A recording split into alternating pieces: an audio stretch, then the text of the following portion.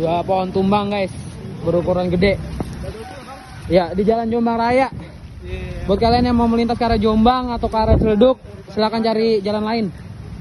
Ini kayaknya bakal lama evakuasinya, soalnya di jalan sana udah macet. Pokoknya dekat Mall Omote Sando dan Sekolah Aulia.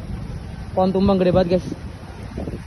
Beruntungnya motor gua gak jadi korban, parkir di belakang situ. Ya, cari jalan lain ya guys, cari jalan lain guys. Oh, rumah ini hancur udah. Soalnya anginnya masih kenceng nih daerah Tangsel. Stay safe teman-teman semuanya.